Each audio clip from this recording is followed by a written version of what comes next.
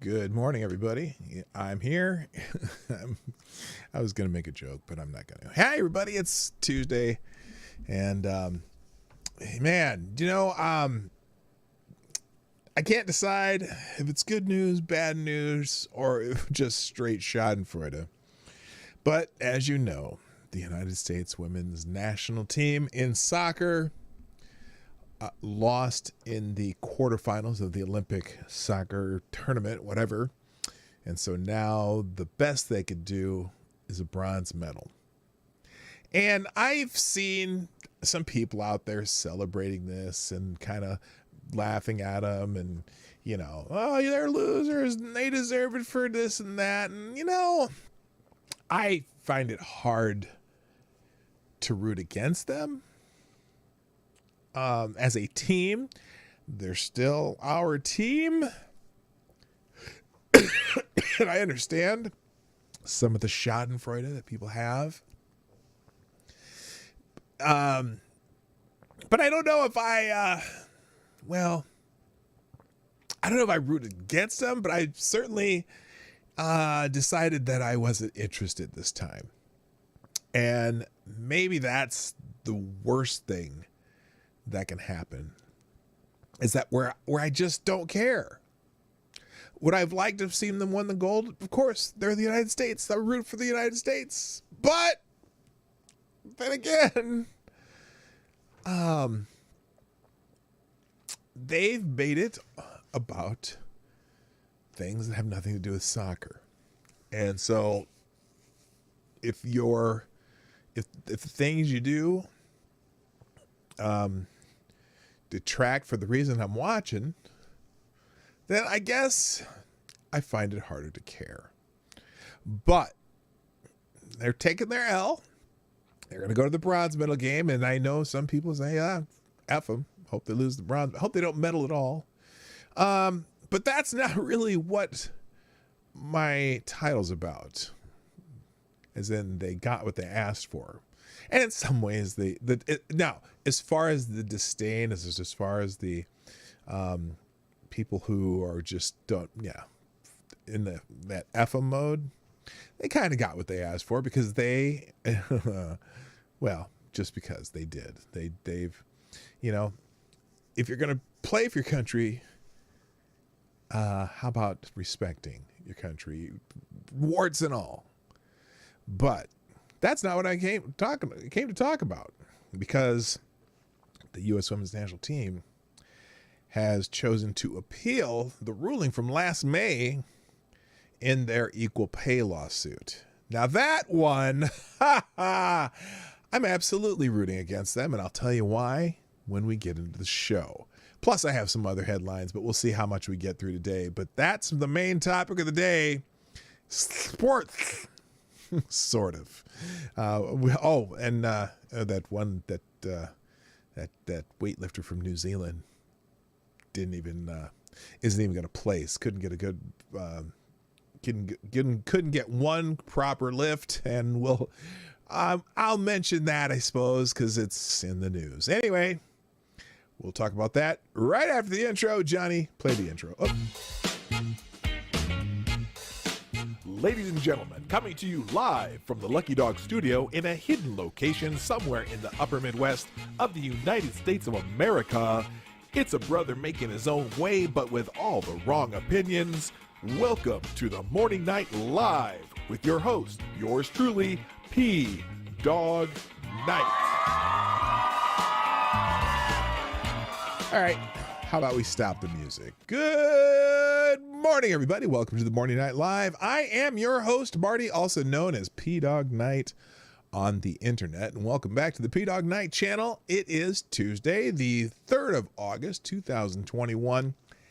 And I'm very happy that you're here with me so far. Those dropping in and making it to the stream. It is a lovely morning. It's also, you know what today is in the United States, if you weren't sure, if you didn't know this, today is National Night Out, where people in communities go outside and barbecue and hang out and meet their neighbors and things like that. Which in my neighborhood, we have a neighborhood gathering where we close off one of the cul-de-sacs and we bring in some food trucks and people come on down. And this year, Lady Boomer and I decided we would open up our pool to some of the kids in the neighborhood before the event. So this afternoon, we're going to have a bunch of kids at our house since we finally got the resort finished. Now, I laugh because, when I say I have a pool, like, oh my gosh, you must be very rich. And no. We bought this bank-owned house. We got a hell of a deal on it. And we've been working on it for 10 years. And we're finally at a point, if you saw my post from the other day, we're kind of finally at a point where we've done all this work, we've done all these improvements in the house and finally put this patio in, and the backyard kind of looks like a resort, and we're finally at a point where we think we can relax for a few years. I have 2 more bathrooms to remodel, and we might remodel the kitchen too, just to make it more saleable so that when we downsize, there'll be even more value. But we more than got our money's worth out of this house, and value's more than doubled in the 10 years that we've done all the work, and we're really proud of it. Now I think we're just going to have some kids hang out in our pool. I'll be the personal lifeguard, and although their parents are required to be here. But anyway, National Night Out is one of those things that was supposed to be for urban areas. I mean, where, you have a national night out where you can go outside and be safe and have some camaraderie with your neighbors and things like that.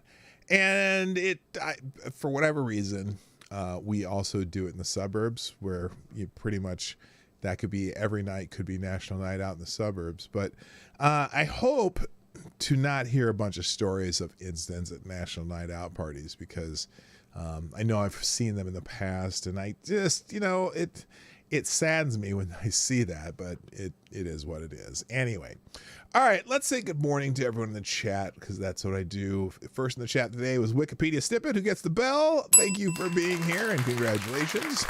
Also, good morning, Renee Mayette, Gunfox61, Mike Savage, Blark, Kiever Dams in the house. Also, good morning to Advocatus Diablo, the Devil's Advocate. Maddie's here. Thank you for tweeting out the show. Maddie and Kiever Dam already put out notifications on Twitter that we're live and well.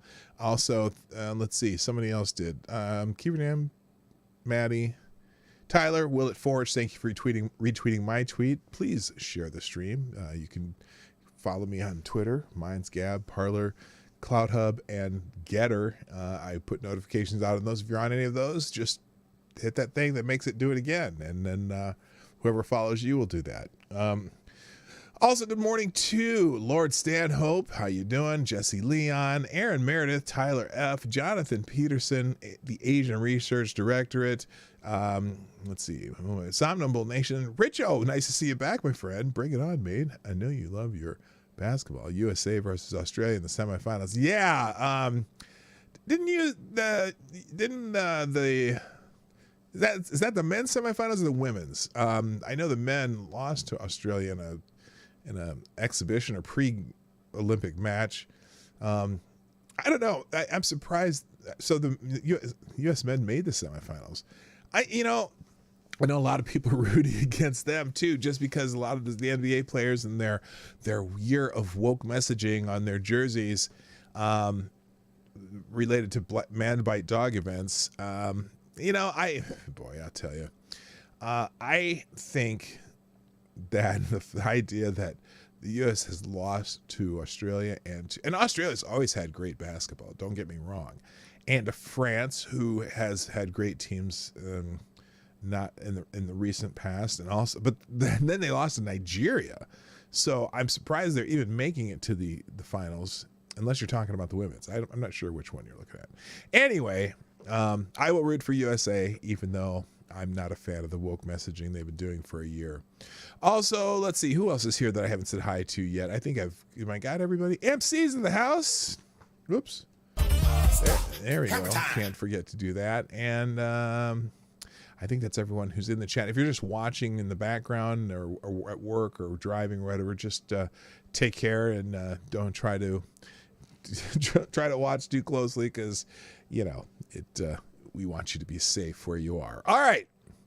So as I mentioned, my big thing today is the U.S.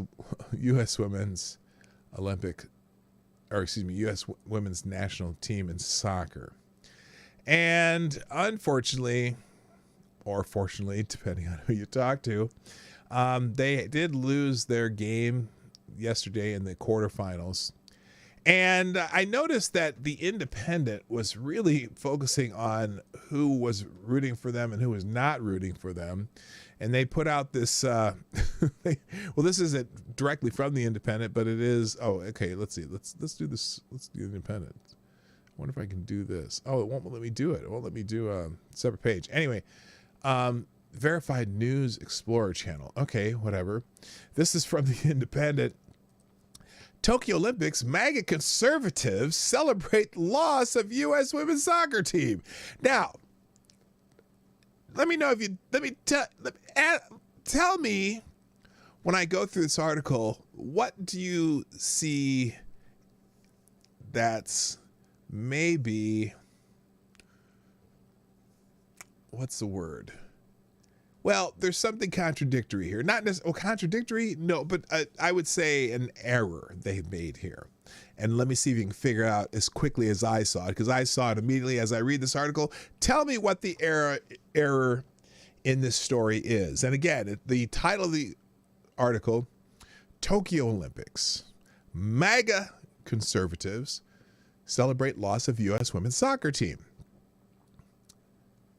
Fans of former President Donald Trump showed their contempt for the U.S. women's soccer team on social media after the team was eliminated from the Olympic semifinals by Canada. Oh, Canada. That's the only part of it I know. I know the tune, but I don't know the words.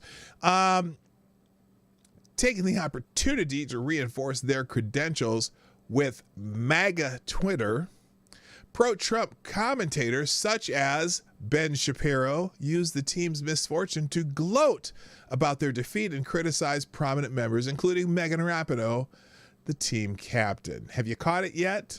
Have you caught it yet? Many mentioned the team's past support for racial justice causes and suggested bizarrely, this is a slanted editorial type article, obviously, that the woke progressive viewpoints of many of the team's members had somehow contributed to their loss. They're still champions at kneeling, though, which is the important thing. Ben Shapiro, according to Ben Shapiro, the U.S. women's soccer team went woke, and now they lost to Canada. That's what happens when you put political propaganda before sport and hard work. Bridget Gabriel. There, at least one right-wing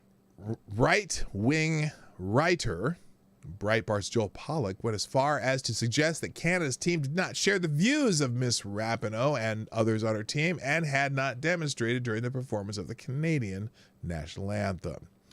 I'm guessing Canada didn't kneel for their anthem. Joel Pollak, Advocates Diabli, you get the prize. Shapiro is more meh Trump than pro-Trump. Yeah, it's funny. They go MAGA conservatives, and the first person they mention is Ben Shapiro. Ben Shapiro's not a MAGA conservative. He would never wear the hat, and he kind of, Trump as default versus Joe Biden. Anyway, the chorus of MAGA rage. Of course, it's rage. As opposed to schadenfreude, as opposed to guffawing in the corner, against the progressive members of the U.S. women's team, ignored a few pieces of contradicting information, namely that neither team had kneeled before the game, but the U.S. team had made such a demonstration before their victory against Sweden just a few days earlier. Victory against Sweden? Did they have a victory against Sweden, or did they lose to Sweden? What team did they lose to? I thought they lost to Sweden. Anyway, the tweet from Mr. Pollak suggesting that the Canadian team did not take part in such demonstrations also conveniently ignored the fact that Canada's women's rugby team did the exact same thing, with team members kneeling in protest before facing Brazil. Well, that's fascinating because I don't believe the Canadian women's rugby team is the same thing as the Canadian women's soccer team. So what the hell are they talking about? Anyway, numerous teams from other countries have also been seen all or some of their members take part in on-field demonstrations against racism amid the games in recent days, including both the British and Chilean teams just before the two faced off in mid-July. Well, good for them. I don't really care. And in fact, I'm not really sure that I'm all that... I find it all important whether or not people support it or celebrate or whatever the wins lost. They lost is what it is. I almost would much rather talk about their other game that they're about to embark in, because they lost a game and now they're trying to rectify that or turn that around. Meet Curvy Surfer Girl, the movement making waves for plus-size athletes. I am going to pass. That's just one of the ads over here in the corner down here. And yeah, we're going to pass on that. Anyway, so here's the bigger news. And this is obviously a little bit, yeah, they lost to Sweden. That's what I thought. And this article says that after their victory against Sweden? No, they lost 3-0. They got smoked. Kind of like the whitefish they do in that part of the world. Anyway. All right. Here's the news I really came here to talk about, though, and the suggestive title that I was going to talk about their loss in the soccer field, because that would be more clickbait. They got what they asked for. No, not on the soccer field, but they got what they asked for when they signed their contracts. And I know I've talked about this before. I've talked about it before more than once, but I'm going to talk about it again because it's important. And I got a feeling what they are trying to do and what they've been trying to do. They've been trying to take this to the court of public opinion, thinking that they're going to sway whoever might be judging this. And they've made this false argument about them not getting equal pay. Do they deserve equal pay? Well, equal is relevant, especially in entertainment and in sports entertainment or any kind of entertainment. Equal pay, you're paid in entertainment based on butts and seats. And there's a reason why now here's the other part. It has been proven that the women's national team has been paid more than the men's national team, not only in overall compensation, but also per game. And they're saying, oh, well, we've had to work harder just to make as much as the men. Well, first of all, you make more than the men. And there's a reason you make more than the men. And there's a reason you've gotten paid what you've gotten paid. But let's look at some of these articles. I want to show you how these articles are slanted on this subject, and it drives me insane. It drives me insane because you're going to see little editorial bits and pieces in some of these articles, and often they're written by women like this one, Liz Rocher, but they're not all, hashtag not all. But anyway, this is written on the 23rd of July. The U.S. women's national soccer team is fighting two battles right now. One is in Tokyo, where they're fighting for the gold medal. Oh, well, not anymore. Anyway, the other is back in the United States, where they're continuing to fight for equal pay. Now, this is fascinating from the start. Forced diversity, that's a new name I've never seen before. Welcome. I'm glad you're here. It's too bad they lost. Now they can't virtue signal and shit on the flag. Well, I'll give you that one. So here's the deal. Even this first paragraph is slanted, where they say where they're continuing to fight for equal pay. Did the writer of this article read the summary judgment from the case? Probably not. The U.S. women's national team filed their opening brief for the Ninth Circuit Court of Appeals. Tarai Deos, hello. I did not know you were here, but I'm glad you are, and thank you so much for sponsoring the show. The U.S. women's soccer team now have a documentary, quote unquote, on HBO Max. Oh, good God. Is that, what is the name of that? It's like,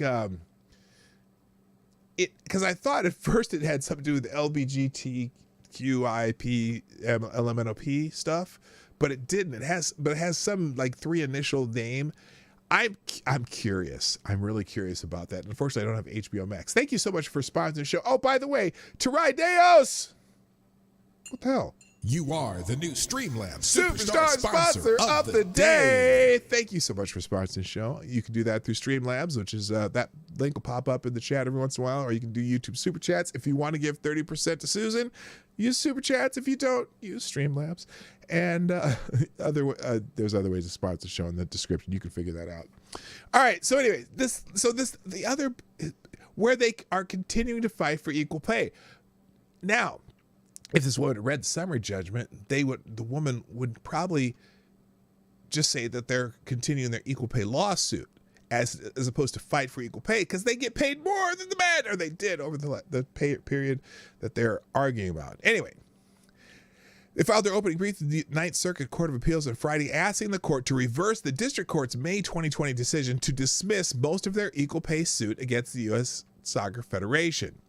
The brief argues that the summary judgment that was issued in May 2020 was inherently flawed and failed to consider the overwhelming evidence that the USWNT are underpaid compared to their male counterparts, despite being the most dominant team in international soccer history. So, again, I played on a baseball team at one time, and we went 27-1 during a season and won the championship of the league. And I feel like we're one of the most dominant teams in baseball history. And I think we should have been paid a lot more. Now, granted, this was a 14-year-old, 14 and under baseball team, back in the day. And, well, they didn't pay us, but we were dominant and we should have got paid more. I'm just telling you. Anyway, the federal, and then the other part of this too. So inherently flawed and failed to consider the overwhelming evidence that they are, except they didn't. They very carefully listened to the evidence and realized that they were paid more than the men. Okay. Now, underpaid is also a subjective thing, because think about it. If you know what? I'm pretty sure that if you go to the G League, the NBA G League, okay, there's probably a team that dominates that league. But they're not, those players aren't paid as much as LeBron James either. Why is that? Oh, maybe because they don't have the kind of revenue that the NBA does. And I just find it hilarious. Call it LFG. Okay. No, I haven't watched it yet. And, you haven't watched it yet. LFG. Yeah, I'm trying to figure out why. That's why it screwed me up. LFG. Anyway, that's the HBO Max movie on the U.S. women's soccer team. The federal judge who heard the case ruled that the women's team, I'm going to start saying just U.S. women's team, because it's trying to say USWNT every time is going to be tough. Claims of equal pay weren't sufficient to warrant a trial because they're being paid under the terms of the contract they signed. Now, I think there is some validity. In fact, and that's what the theme of this stream is. They got exactly what they asked for. And they asked for some things that the men do not get. Okay? And in the end, they are paid more per game, or they have higher compensation per game. They have higher compensation overall than the men. And so it's interesting. The other part of this too is in their lawsuit. They're and we'll get into the lawsuit in a minute. They are, this lawsuit's only against what the United States Soccer Federation pays them. But when they go into their arguments in the court of public opinion, they always try to say, well, if the men win the World Cup, they're going to get this much money. Well, the men's purse in the Women's World Cup is based on revenues of $6 billion. And the men's share of that purse that the U.S. Soccer Federation gets is less than the women's share of the purse that the women get. But here's the thing. The Women's World Cup, I think their biggest year as far as revenue, now remind you, men's revenue of the Men's World Cup, $6 billion a cycle. The Women's World Cup revenue in the last cycle, which is the highest ever, was $121 million. What? Wait, what? $6 billion versus $121 billion. So when a team wins the Men's World Cup, their federation gets I think it's like $70 million, whatever, and the team members in the United States, if they would win that, they would get about I think 30-something% of it. When the women won the World Cup, the bonus that the federation got was only $4 million, and they got half of that. But that's not even part of this lawsuit. But what they want is what they want to do though is, if they win the World Cup, they want what the men would have got based on the World Cup bonus. So they want more than the Women's World Cup would generate for the U.S. women's national team, because that's what the men might have got. So they would have asked for, it's again, this is an entertainment. This is entertainment, and you get paid based on the revenues generated by that entertainment. But they can argue, because what happened, actually, that during that cycle that they're suing for, they did generate more revenue as a team than the men's team that year by like 0.5%. So in a year that the women win the World Cup, they generated about 1% more revenue than the last cycle when the U.S. men's team failed to qualify for the World Cup. Go figure. Anyway, all right. So, the women's team players are more than ready to move forward with the next phase of their equal pay suit. They're eager to continue to fight for it. There's nothing quite like entering a stadium, hearing thousands of our supporters vigorously chant equal pay, because they don't know that you are already paid more. You've successfully put into the minds of the public that you are paid less because you are women, and so that's what they believe, even though this lawsuit summary judgment says otherwise. We enter this next phase of our legal fight with the same energy we bring to each of our matches. We are working to ensure that the next generation of women's soccer players has the opportunity to play for a federation who truly values their contributions and successes and treats them as equal to, not less than, their male counterparts. Well, the only part of the lawsuit that the judge left in place was how their travel arrangements and hotel arrangements which are different. But again, that's not even the biggest part of the suit. The part that got thrown out is what they're complaining about. Thank you, Neil Oberer, if you are here, for subscribing to the channel. I greatly appreciate it. Nice to have you aboard. Former U.S. team, now everyone's favorite player from the women's national team, Captain Megan Rapinoe. How's it? Rapinoe? Comments were short but got right to the point. Close. Quote, "We believe our case and know our value. It's time the U.S. Soccer Federation does too. LFG." Now, does anyone know what LFG stands for? I'm not sure, but that's apparently the name of the the documentary on HBO Max. USWT already achieved victory on working conditions. The U.S. women's national team has already achieved a partial victory in its quest for equal treatment. In December, the U.S. team and USFF agreed on a settlement on equal working conditions. U.S. District Judge Gary Klausner, the same judge who dismissed the WNT women's national team's equal pay claims, approved the settlement in April, which, yes, they did get part of their suit because they were part of it is they were complaining that they had to pay on turf. They weren't paying on natural grass, and the men get to play on natural grass, and then they get their flights or whatever. They have, sometimes they have charter flights, and the women sometimes fly commercial, but that is all based on how the logistics of where they're going and how, whatever. Anyway, the terms of settlement ensures the U.S. women's team and the men's team have equal access to charter flights, hotel accommodations, venue selection, and professional support staff. The settlement also cleared the way for the women's team to file appeal on equal pay, which I hope they lose because, I'll explain that in a second. Now, let's look at how a couple other people... Richard, I don't think that's what it stands for. FGL. No. FLG. What are you talking about? Let's see. Anyone know what LFG stands for?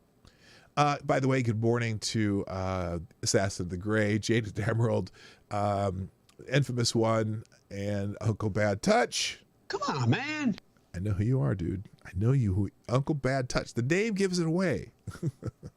Boo freaking who. Yes, I hear you. So let's look at how a few other outlets looked at this too, because it's kind of the same thing. They give you the same kind of just slanted version that says, oh, they're fighting for their equal pay. Let's see. So this is CNN. Players of the United States women's national soccer team filed an appeal Friday to overturn a 2020 decision against their equal pay lawsuit, saying that last year's decision defies reality. Now, this one at least, this is probably the proper way to write it as opposed to the last one. Their equal pay lawsuit. And anyway, in 2020, Judge Klausner ruled there was no basis to prove the players' claims that the U.S. Soccer Federation financially discriminated against the women based on their gender. Now, again, that's not what he said, but both articles wrote it this way. I wonder if this is all comes from the AP or Reuters or something like that. Klausner said the women played more games and made more money than their male counterparts. Now, notice the wording of this, because if you read this and just said, well, they played more games and made more money, you would think that they made more money because they played more games. That is not what he said.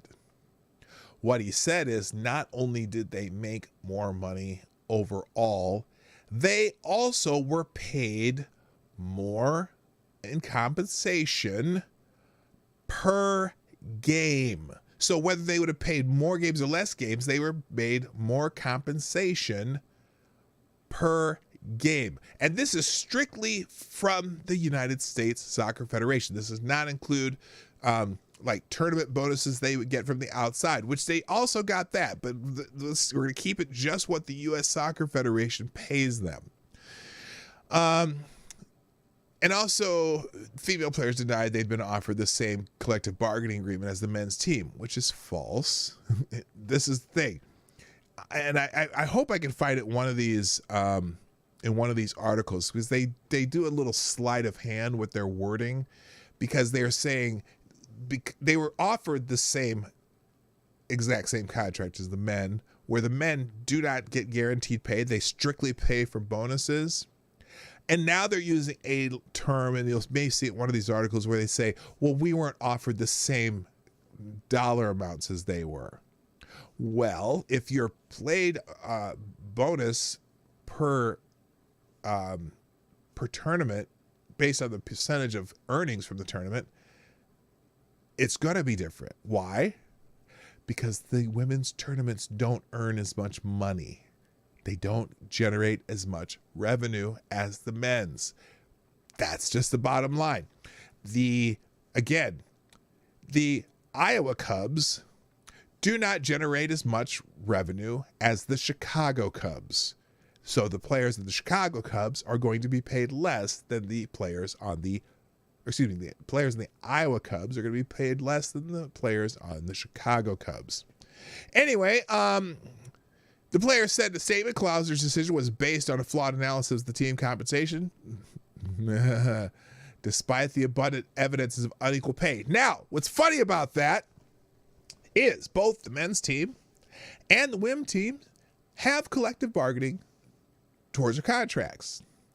And the abundant evidence of unequal pay, they are only arguing against the bonus structure that the two teams get, because their complaint is that the men get much larger bonuses per game than the women do. Problem is, that is exactly what the women's team in their collective bargaining agreement asked for. Thus the name of my stream today.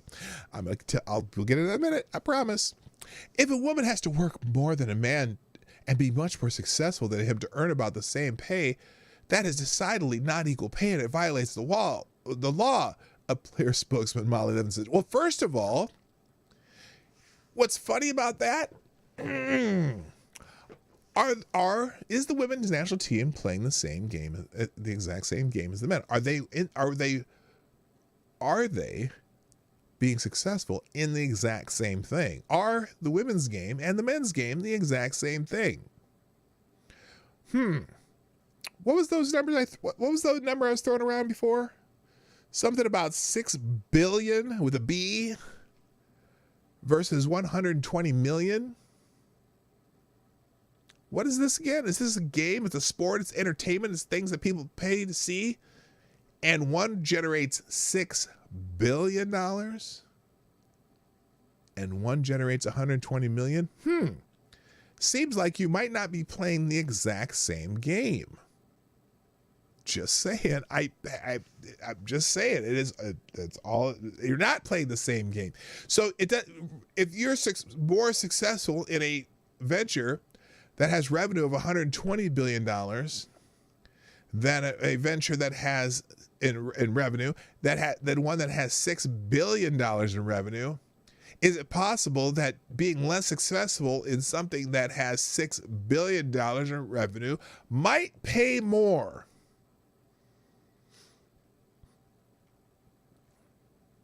It's kind of like, let's take a company like TGI Fridays, big restaurant chain, right? Big successful restaurant chain.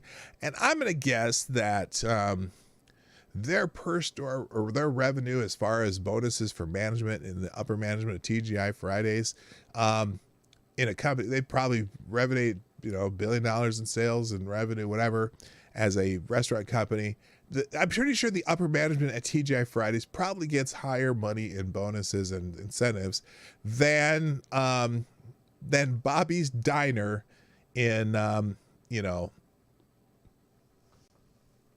Scottsbluff, Nebraska. Okay, they're in the same business.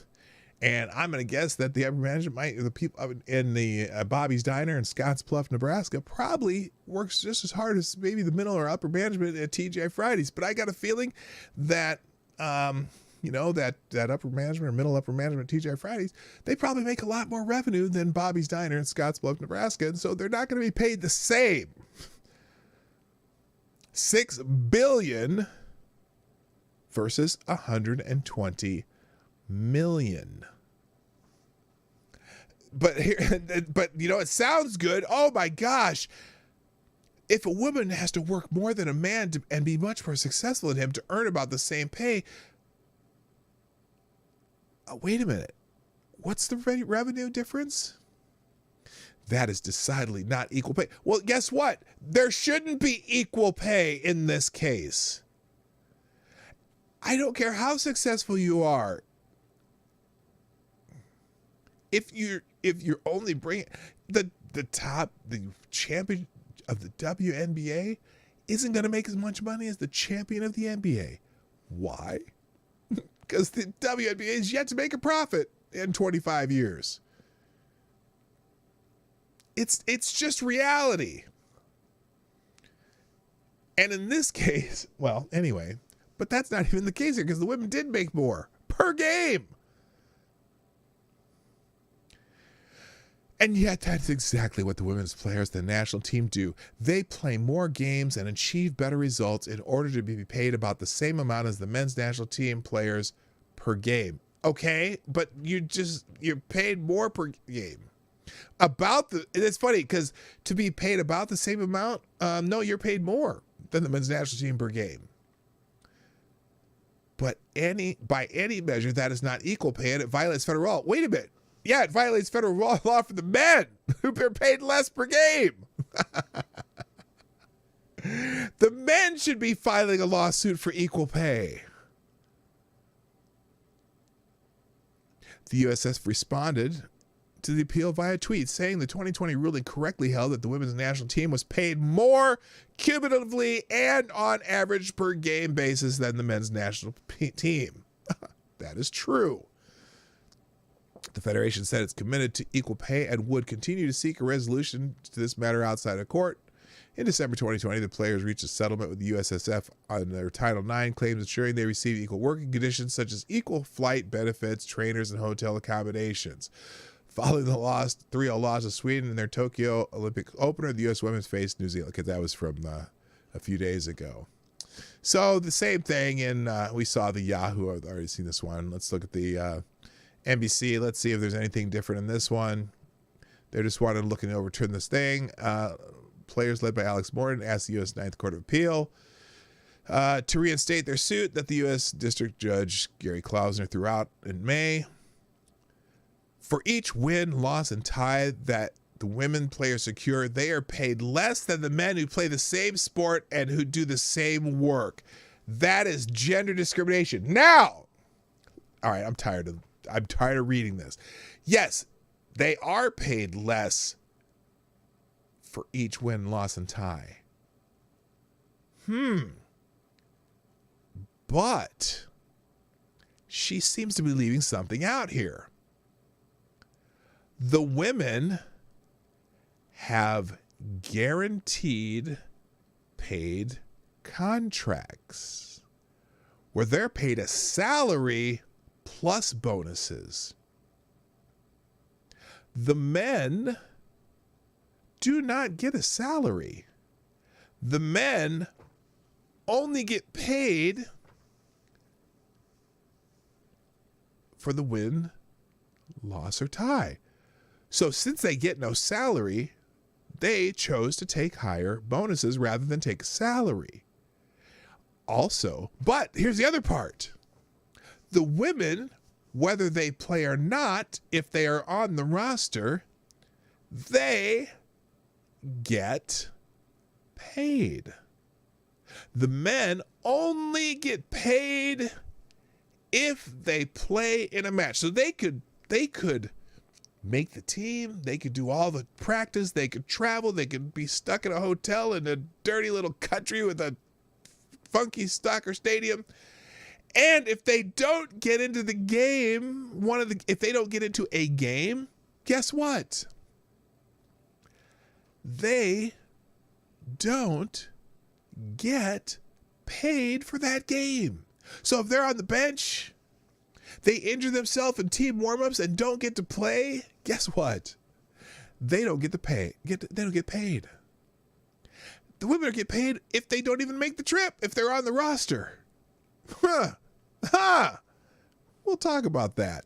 So yes, their bonuses are smaller per game. That's because they already have a built-in salary that they are paid regardless. And they get paid the bonus for whatever games they are scheduled. Very interesting.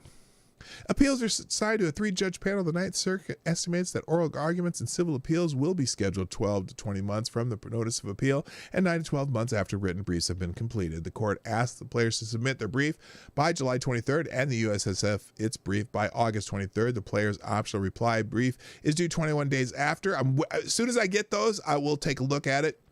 The U.S. women's team has won the last 2 Women's World Cups and is the favorite in the Summer Olympic Women's Soccer Tournament. Oh, well, not anymore. So they just talked about this again. Now, let's see. Now, here's some additional information in this article. The sides reached a settlement on the conditions, whatever claims, whatever. The play claim was rejected. And then it says FIFA awarded $400 million in prize money for the 32 teams at the 2018 Men's World Cup, including $38 million to champion France. It awarded $30 million for the 24 teams at the 2019 Women's World Cup, including $4 million to the U.S. after the Americans won their second straight title. Now, there's a difference. They award $400 million in prize money for the men because why? Because they have $6 billion in revenue. They awarded $30 million to the 24 women's teams, $4 million to the U.S. champion, because their revenue is $120 million. So here's the other part of this too that's funny. That okay, so men, is this equal? Let me tell you. Equal pay for equal work.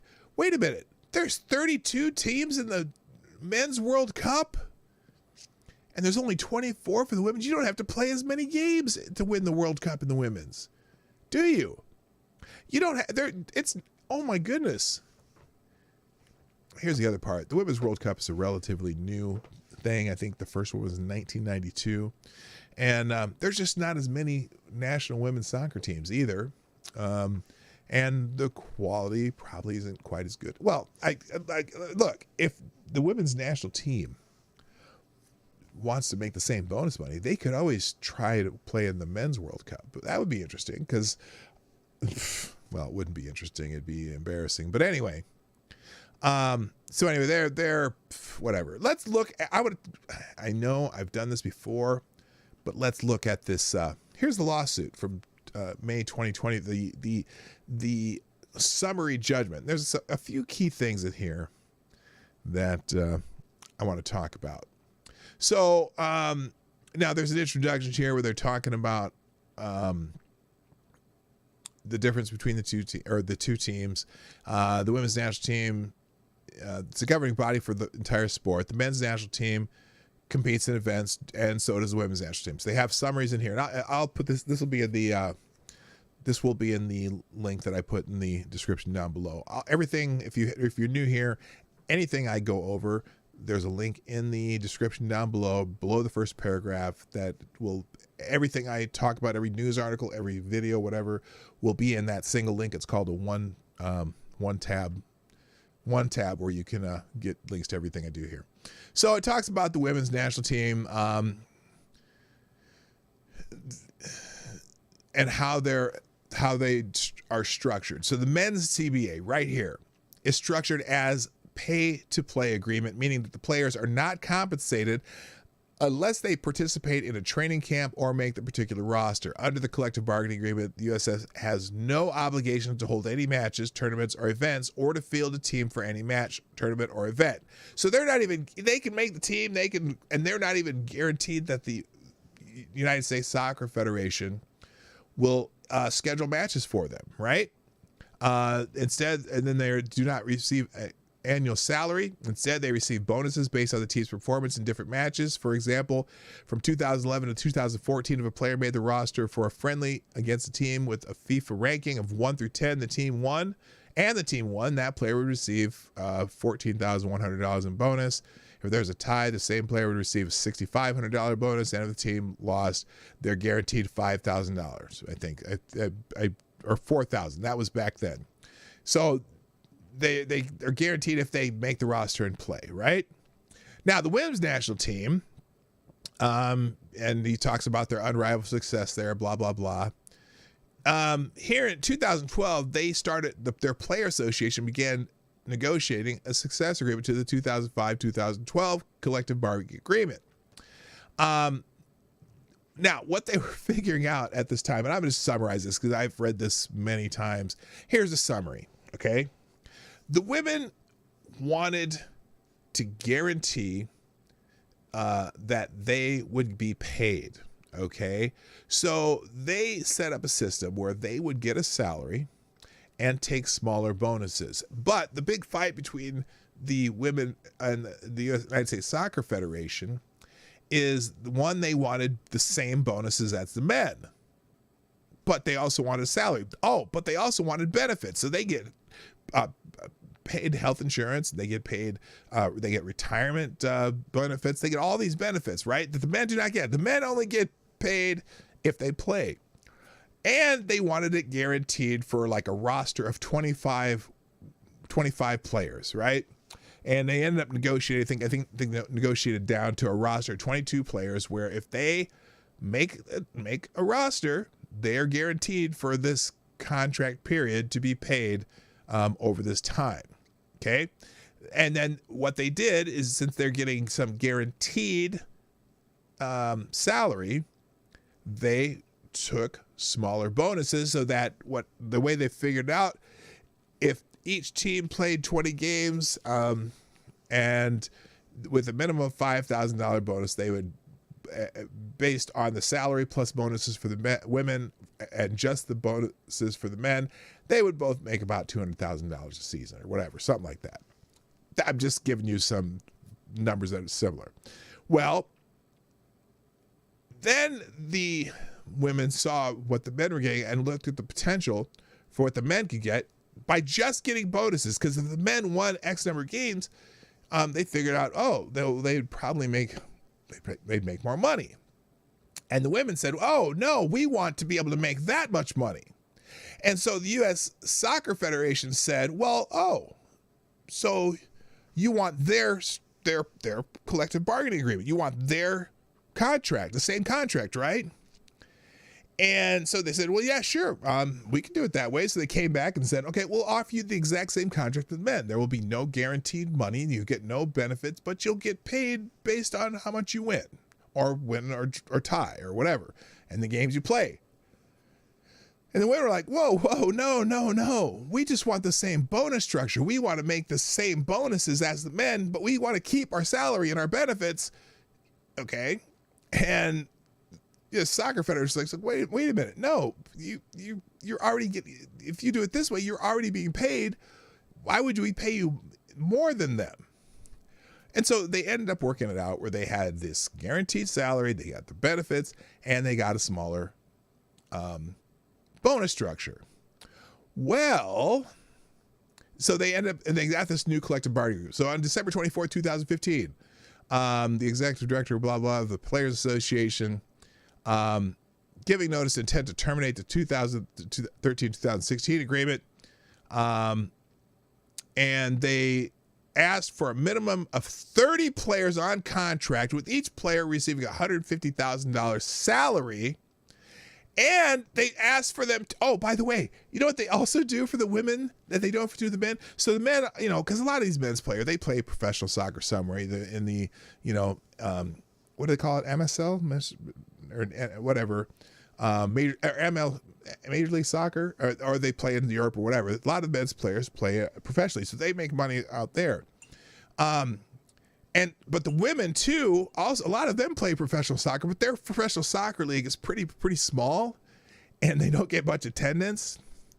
And so what they do for the women's team is they subsidize their professional salary too. So some of these women also make another like $65,000 a year to play on their own professional teams, because the professional teams can't pay as much because they don't have the attendance that the men's teams do.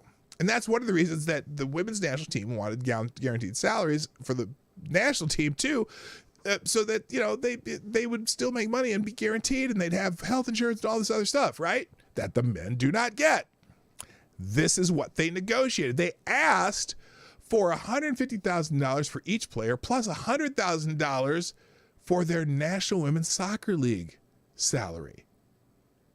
And they also wanted 401k retirement contributions, lifetime long-term disability insurance, and post-retirement healthcare fund, and a $3 million payment to a 3-year victory tour following the FIFA World Cup game. So they also wanted a guarantee victory tour if they won the World Cup, right? So they go out and play exhibition games in city to city. They also get money based on ticket sales of that.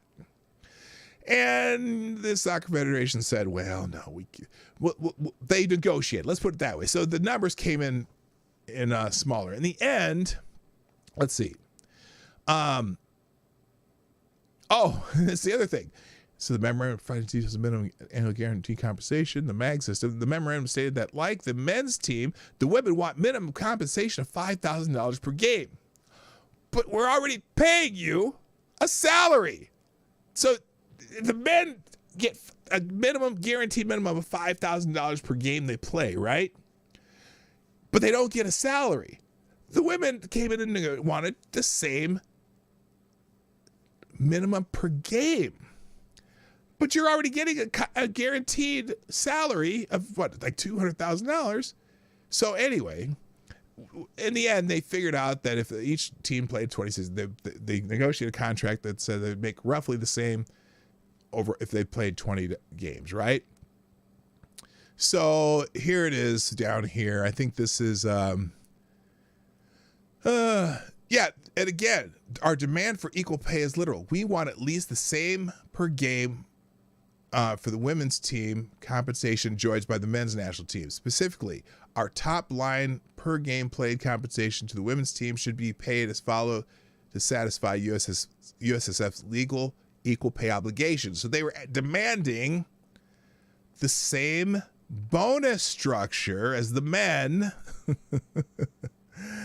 despite the fact that they were getting a salary the men did not get. So the USS Soccer said, okay, we'll give you the same bonus structure as the men, but we won't pay you a guaranteed salary. Whoa. No. We want our guarantee. They wanted their cake and they wanted to eat it too. So in the end, their collective bargaining agreement came up with this system that's the kind of a hybrid system where they would get, they get the guaranteed salaries, they get all the benefits, post-retirement 401k match, post-retirement healthcare, long-term disability care should they get injured. They guaranteed themselves this particular compensation. So, but then they got into their contract, and they're playing, and they figured out when they won the World Cup that had they had the men's compensation structure, because they won everything. They won a year, I think, undefeated, right? They won a whole year undefeated. Well, they figured out that had they kept the men's, if they had the men's contract based on how they won the World Cup and the Olympics that year, they figured, we would have made more money. So then they came back and sued the United States Soccer Federation, because they say they were not getting equal pay. Now, let's go to the summary judgments. I don't want to, there's a whole lot of, this is all, you can read this. If you read this entire thing, you're just going to be pulling your hair out, going like, see, that's why my hair looks like this. I pulled it all out reading this because I'm like, do you not even see that you just wanted your cake and wanted to eat it too? So now, and then one of their complaints right now with this appeal too is saying that this judge had no right to make this decision. He couldn't make a summary judgment, that this would have had to go to a jury. And so one of their arguments is that he couldn't do it. But here, there's a little section here. Under Federal Rule of Civil Procedures Act, a court may grant a summary judgment only where there's a genuine dispute as to any material fact and the movement is entitled to judgment. There is no, it's funny because the players keep saying, well, he got the facts wrong. There is no, there is no dispute of what the facts are.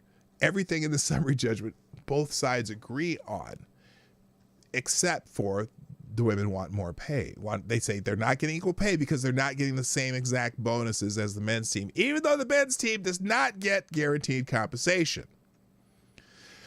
So, and then they get a little section here on the Equal Pay Act. So down here in the summary judgment, let me see if I can find it here.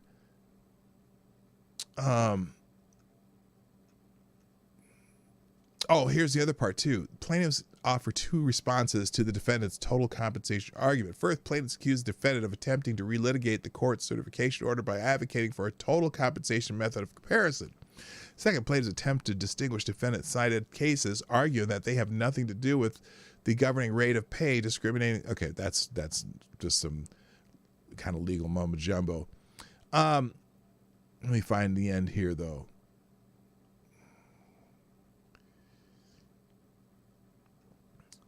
So here's the let me just give you the bottom line here. The men's team negotiated a contract, and they took bonuses only. The women's team negotiated a contract. They negotiated a contract which the United States Soccer Federation fulfilled exactly in the way that they negotiated the contract. Now, because they realized that they might have made more money had they just went to a bonus-only system, they say they are being discriminated against because they make less in bonuses per game, despite the fact that the men's team does not get a guaranteed salary. They're not guaranteed to be paid at all. If they don't play, they don't get paid. Now, part of the reason that the men are probably more willing to do that is because they already make money as players in their relative leagues. They probably have health insurance to their teams. There's a lot more money generated in not even just the Major League Soccer in the United States. Even those teams, the men are probably paid more than, and have, they have their own salaries there, and this is kind of just playing for the national team is just kind of a bonus for them, right? The women, however, their soccer league, unless I suppose there's a couple leagues in Europe that some of them play in, but particularly in the United States where they want the women's national team to play if they can, doesn't generate the revenue to give these women year-round salaries in soccer. Some do, some don't. So, and again, the United States Soccer Federation subsidizes their professional league too. They get compensated for their push. Do the men get paid to play professional soccer in the United States from the United States Soccer Federation? Nope.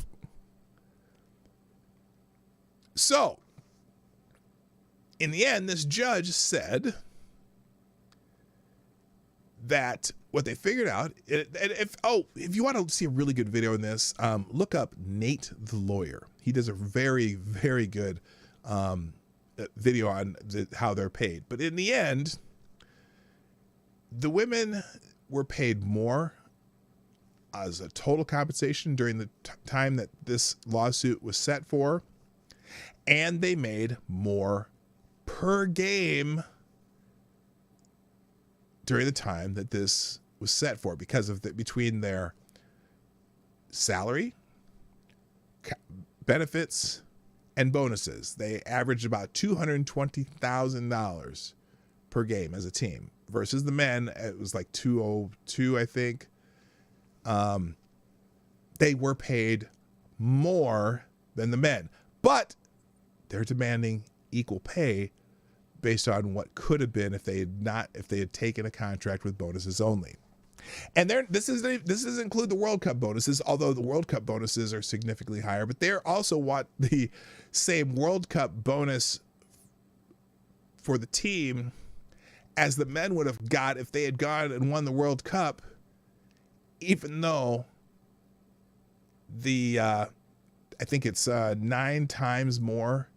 Like it's 9 times the men's World Cup would have generated 9 times more revenue for the United States Soccer Federation, of which the men would have got a smaller percentage of that revenue. So anyway, but you go through this judgment yourself. It's long reading because it's about, I think it's 30 or 40 pages long, but it is very detailed. And I would be, well, here's the problem. Here's the problem when you go to a jury.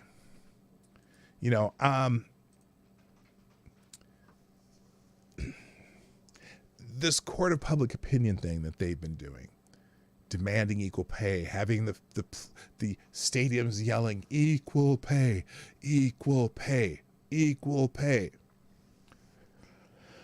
That may have worked.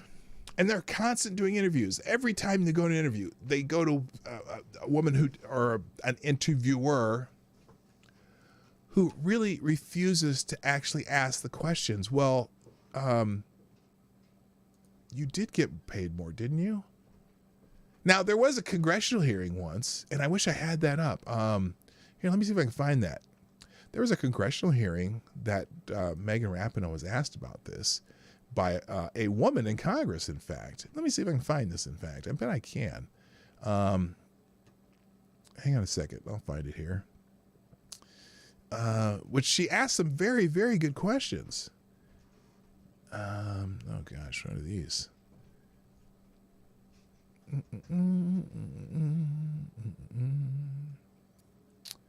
Let's see. I forget, if you watch YouTube shorts, and I watch a lot of YouTube shorts while I'm working, or listen to them because some of them are kind of funny, but it really mucks up your history. And let's see if I can find it here. But yeah, I mean, the thing is, they definitely want their cake and eat it too, and it's unfortunate that they're going to go along with this lawsuit. Now, here's what I wonder, though. Has their public relations marketing of this whole situation, is it going to... Oh, I just saw it. Here it is. In fact, we should watch Nate the Lawyer's thing, but here it is. Oh, goodness gracious. Why is this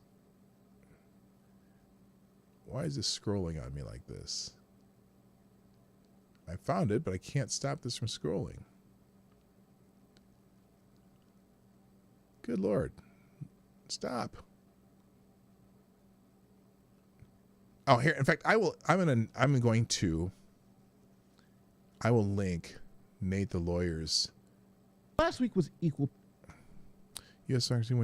Court says they got paid more than. All right, I'm going to put his Nate the Lawyer's video on this. It is excellent as far as in fact, I'll show you here. So this is Nate the Lawyer. Did an excellent video on this. Has almost 3 million views. I'm curious what the comments are like.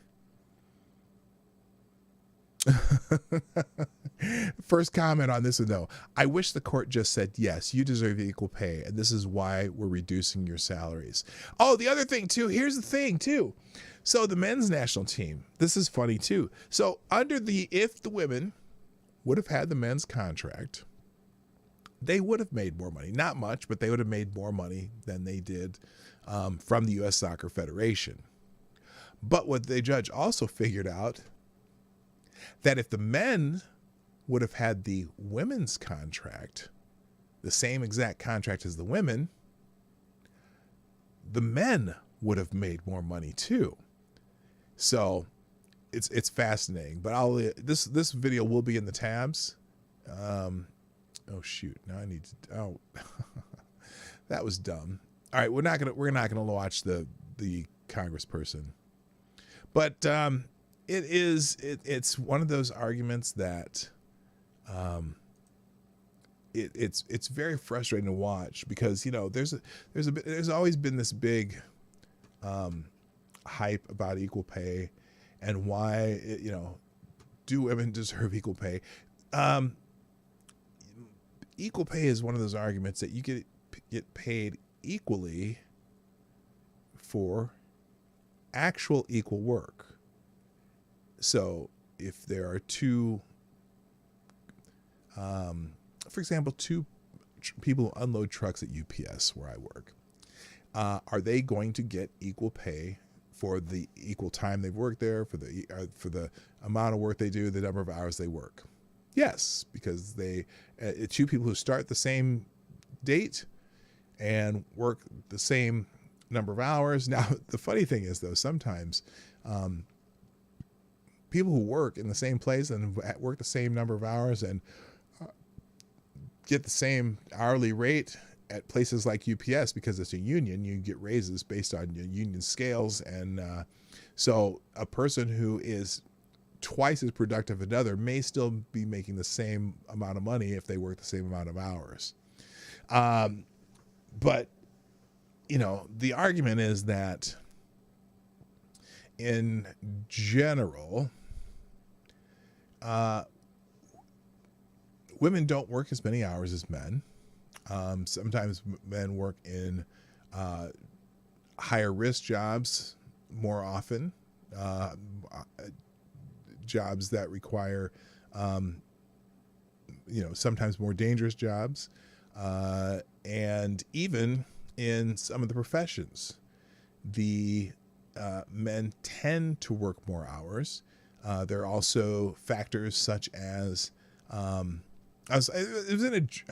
know some people don't like Jordan Peterson, but he was talking with Rogan, and they were talking about how, like, women professionals who may start at the same time, for example, for a law firm or something like that, where they're putting in 12, 16-hour days doing whatever they do, and they all are ambitious, and they get to about, the two people go up that ladder about the same level, and at about 30 years old, sometimes, or the woman is at 30 and they're like, oh, do I want to continue to work 18 hours a day, or is there something else I want in my life?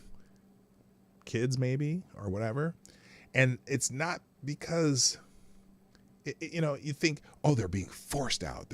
No, some women just choose to drop out of that rat race and do something different. And so the men rise up. And then if they do go back to that firm, well, they kind of, in that, there's going to be an imbalance in the time you've put in. But it's funny too, when we talk about the equal pay arguments, it's always in something that, women who make this an issue in the political realm.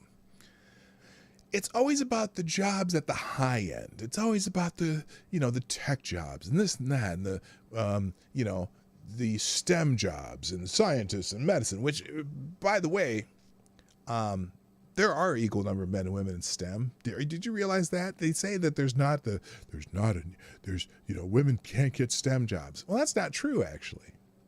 If you look at med schools, there's a lot more women in medical schools than men.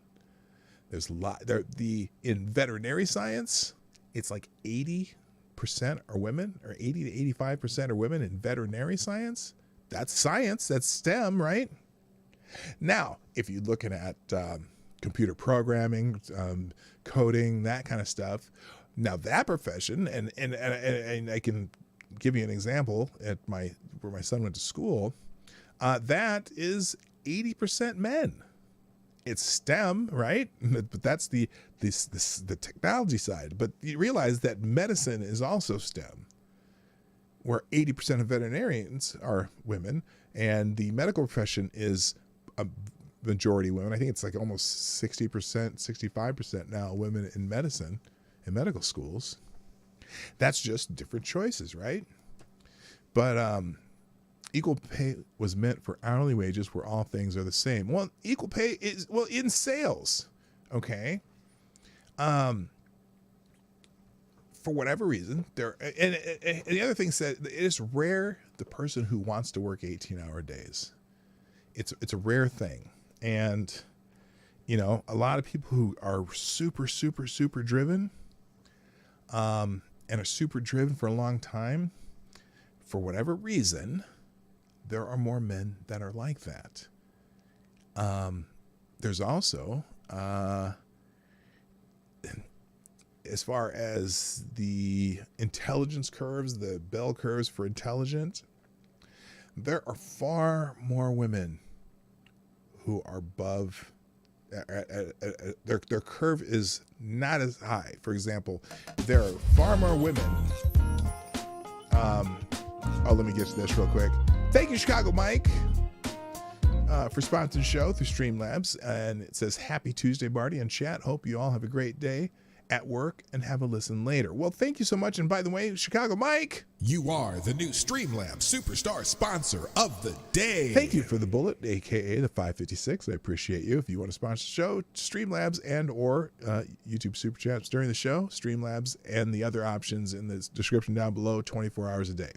What I was saying was that the intelligence curves are the for men and women are different. There are far more men who are, men tend to have a higher curve, so there are a lot of more men at the high end and the low end, whereas women in kind of there's a lot more women who are in that high intelligence curve, but the extremes are the men, right?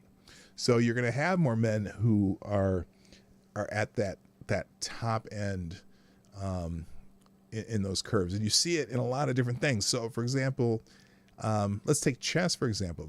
As far as chess masters, there are a lot more men at the high peak ends of chess. You don't see a whole lot of women in, in high competitive chess. There are plenty there, but as far as the top players in the world, there are more men. And it's, I don't even know why that is. I have no one has to cook brekkie at the fob. Yeah, that's not where I was going with that. But anyway, so anyway, I'll have Nate the lawyer's video in there. I'm not going to find the Congresswoman. Hey, you know what I'm missing today though, and I only have about 15 minutes left. Let's look at a few headlines from the day. I see that I have a couple notifications here. Thank you, Mike Savage. All right, sorry, Somnambule Nation for tweeting out the show. I appreciate that. And I just got another message here. So anyway, let's look at some of the headlines from the day, because we haven't really gotten to that. As you may have heard, there is a fourth Capitol officer who has ended via self-ending.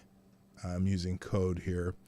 Metropolitan Police announced Monday Officer Kyle DeFreitag, who defended the U.S. Capitol on January 6th, passed from self-infliction last month. And then MPD Chief Robert Conti III notified the police force of DeFreitag's passing in a message in mid-July, according to WSA 9. This is the fourth officer who's ended their own life. That had a connection with that day, right? It's interesting watching the media spin this, who they seem to be intent on relating this as though it were because of this day. It's the second within the MPD to be announced Monday. An MPD spokesman announced earlier Monday Officer Gunther Hashida was also found passed last Thursday. Hashida served in the Department of Emergency Response Team and was at the Capitol on January 6th. He had been MPD since 2003. So they're the third and fourth officers to take their own lives since defending the Capitol from the mob that attacked on January 6th. And they list the other two officers. It's one of those professions too. A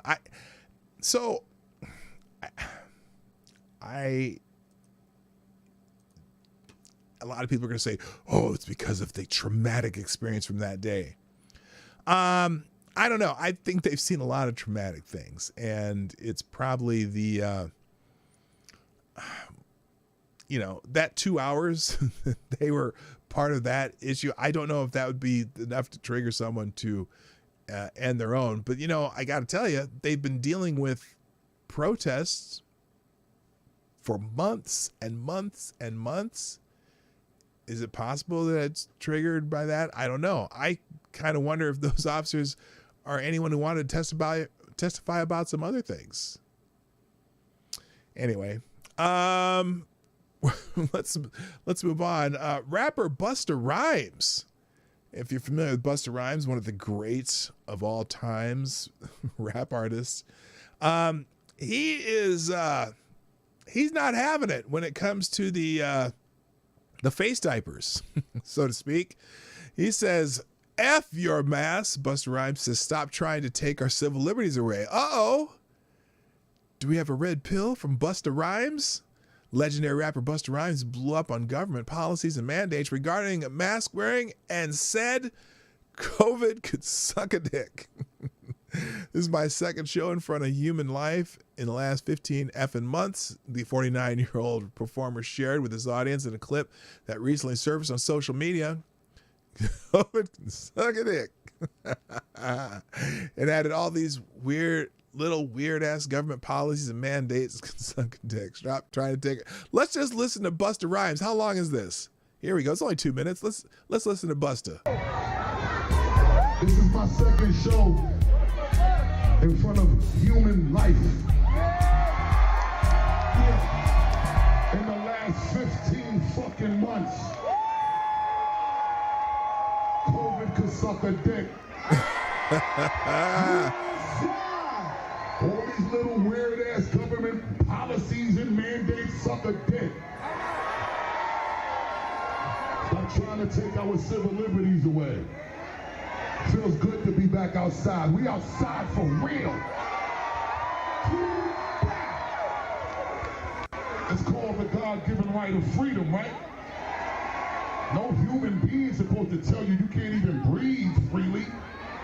Fuck your mask. Oh. I'm saying. Some of you feel differently, but fuck your mask. By the way, YouTube, I am only the messenger, the supplier of the messenger, even if I agree wholeheartedly. Real quick, thank you, Gunfox61 with the $4.99. Says 4 officers, huh? Suicide, they say, huh? Sounds like someone maybe tying up loose ends. Makes you think. I as much as I hate to get caught up in conspiracy theories, it was one of the first things I thought. I'm like, a lot of people who cross paths with a certain couple from Arkansas tend to find themselves in situations like that. And it seems like they always happen to be someone who knows something about something that regarding that couple from Arkansas. And I don't want to mention the name of that couple from Arkansas because, Arkansas is a real thing. But I felt the same way when I was thinking about, why are these officers doing this to themselves, so to speak, and it makes me wonder. Ooh, it makes me wonder. I don't know. Anyway, Busta. I can't rhyme to you with a mask on. We can't eat food with a fucking mask on. We can't even see each other smile with a mask on. Damn, yo. I come from a time where before I used to even want to holler at a chick, I used to have to do shit with my face to let her know that I'm into her. All of that energy. Hello, Molly Mags. Hello, Shia Grath. Hello, Straight Sith Male T-Ball. We're all conductors of fucking good energy. We also got to be clear when a motherfucker trying to give you bad energy. You can tell from only the expression on their face. I want to see your face. Fuck your mask. All right, you can. That'll be in the tabs. I'll leave it out there. But hey, is that a red pill from Busta Rhymes? I don't know. Anyway, let me just go through some other headlines and we'll get the heck out of here. A smaller group of cops than the whole force. I don't know, man. I don't know.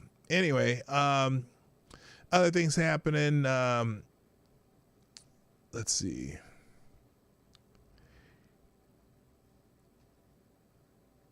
We got that 36%. Oh, this is interesting. Just 36% of independents think the January 6th commission is a genuine fact-finding effort. Is that surprising? Do you think this is just a show? It's a big show to try to make a certain side of America look bad. I think it is, and it's trying to paint a picture of half the country. Democrats advertise the January 6th Commission as an effort to investigate and report on the facts and causes related to the January 6th 21 domestic terrorist attack, quote unquote. But in today's highly charged partisan world, few believe that this is a commission's genuine concern. According to at least one poll, the poll, which was taken after the first day of the commission hearing, asked straightforward questions. How likely is it that the January 6th Commission will make a genuine effort to uncover the truth?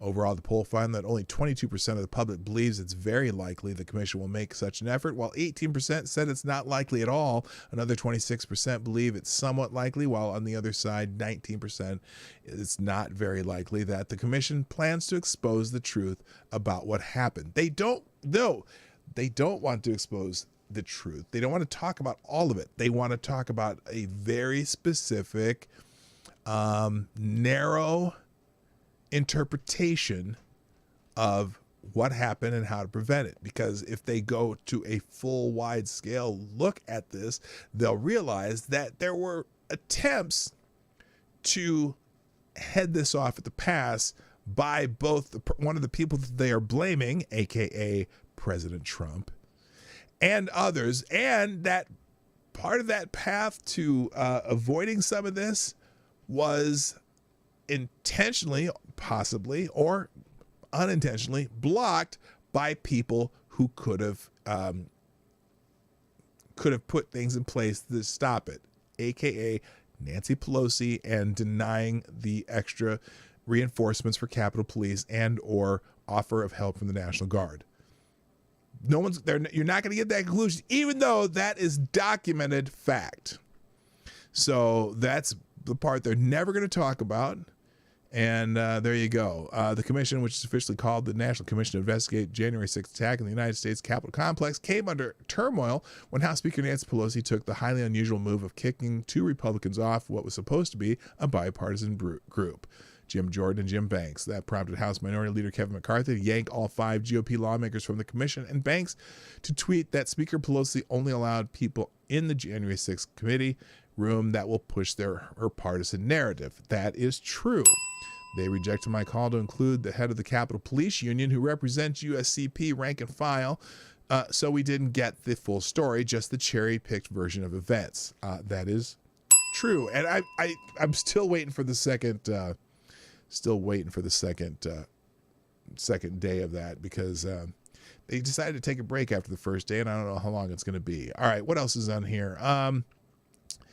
Former National Intelligence directors say every piece of evidence proves the Chinese, I almost said it, the stupid 19, the 19, that's what I'm going to call it from now, just the 19, that the 19 leaked from that place in the country of origin that shall not be named. You can read this one yourself, but here's the article from the National Pulse.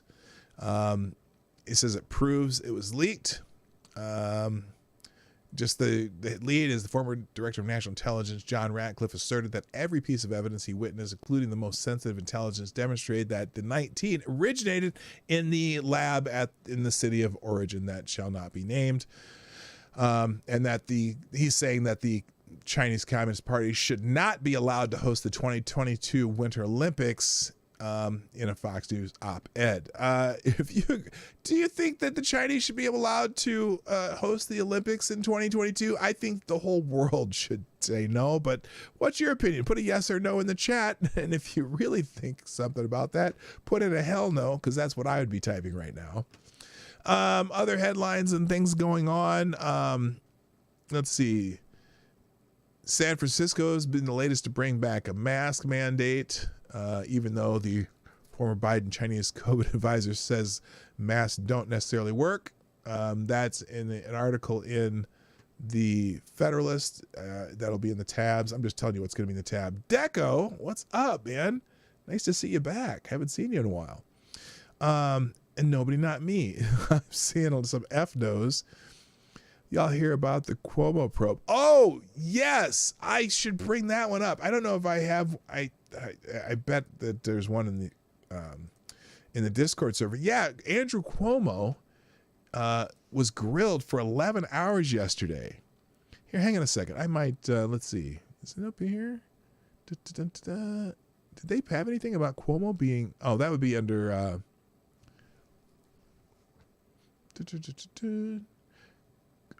oh my gosh. Here's an interesting one. Well, here, let me see if I can find the Cuomo one. I know that, here we go. I knew I had it here somewhere. Yeah, the angel of death, Andrew Cuomo, was grilled for 11 hours by Attorney General probers over the sexual harassment claims.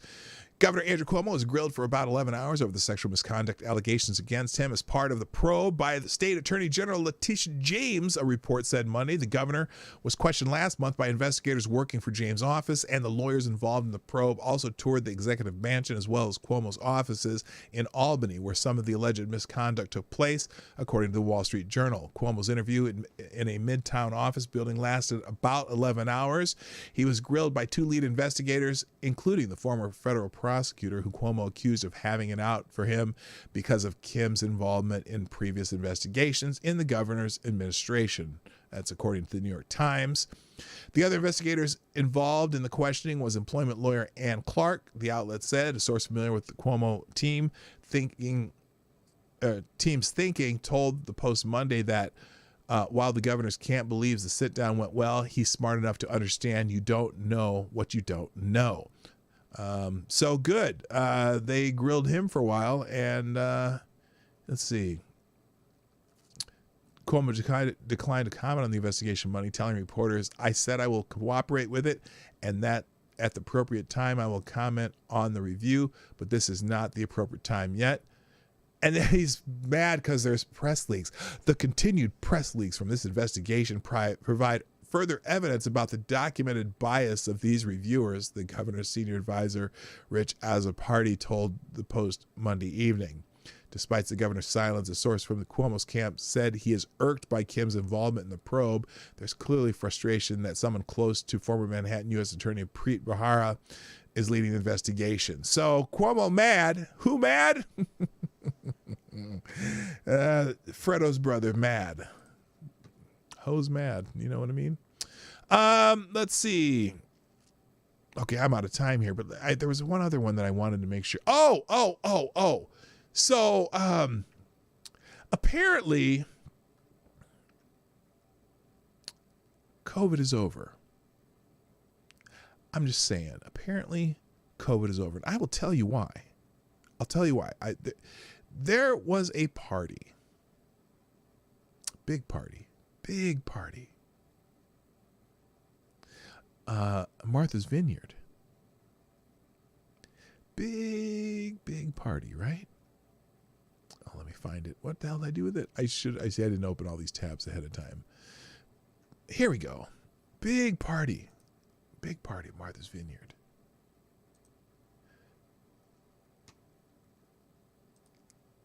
Which tells me COVID's over. White House defends Obama's massive birthday bash that defies CDC coronavirus concerns. The White House defended former President Barack Obama's decision to host a massive 60th birthday bash at Martha's Vineyard, despite the event defying the guidelines from the Centers for Disease Control. Well, you know that Democrats don't have super spreader events. I would note first that former President Barack Obama, has been a huge advocate of individuals getting vaccinated, White House Press Secretary Jen Psaki said during the daily briefing. Nearly 700 people are expected to mingle during the party, according to reports, including at least 200 staff and 475 invited guests, creating fears of a coronavirus super spreader event on the island. Well, not according to the White House, I bet. Psaki defended the Obama birthday bash, noting that it would be held outdoors and that Martha's Vineyard was in a moderate spread zone identified by the CDC. She also said that Obama's event would have some level of testing for the virus for attendees. Pearl Jam is expected to perform at the event that would be held outdoors on Obama's $12 million property on Martha's Vineyard. Just Pearl Jam. No big significant bands are going to be there, just Pearl Jam. Martha's Vineyard's Board of Health last week issued a mask advisory for anyone unable to maintain social distance while indoors, presumably anyone attending the party. Psaki referred to additional questions from reporters about the event to Obama and his staff. Okay, so what it tells me is not only the 19 not, maybe not as big an issue, but it is, but it isn't. But that neither is the change of the weather patterns over a long period of time in, the climate of all that thing, right? Because he's on an island in Martha's Vineyard. Now, one sad note, though, is that I don't know. The guy who talks about his former boss all the time, and the guy who put the current president, the former vice president, used to be in charge of everything. That Obama trusted him with everything. Well, apparently he wasn't invited to the party. Biden will not attend Obama's 700-person birthday bash at Martha's Vineyard. Oh. President Joe Biden will not be attending former President Barack Obama's star-studded 700-person birthday party Wednesday on Martha's Vineyard. While President Biden is unable to attend this weekend, he looks forward to catching up with former President Obama soon and properly welcoming him to the Over 60 Club, the White House official said Monday, according to Axios and The Hill.